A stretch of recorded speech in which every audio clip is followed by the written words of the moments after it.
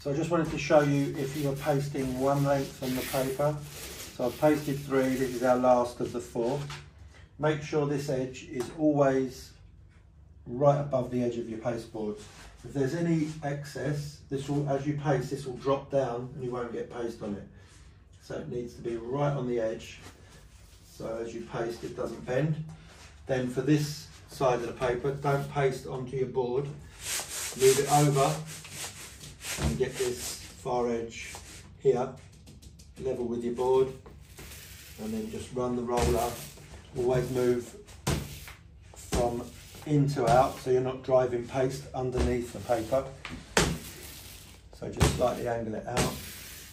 And there we go, the paper's pasted. I've got no excess paper, not too much anything on my boards, which will then be picked up by paper in subsequent lengths. Some wallpapers are a lot more sensitive to paste. Some don't like paste on them at all. You have to be really careful. This one's fine, it's washable. So with my cloth, again, I just always keep these edges clean. Rinse it out in a second so it's clean again. And I'm not working in paste all the time. Last little piece here. Again, up to this edge, move it over onto that edge of the board. Work in to out. There goes my cloth. Fold it over.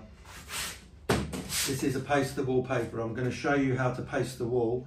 I have said, and I maintain, I prefer to paste the paper. It just means you don't want it soaking, because when you paste the wall, the paste is on the wall, not on the paper. The paper goes dry onto the wall, so there's not paste on the back of the paper for very long.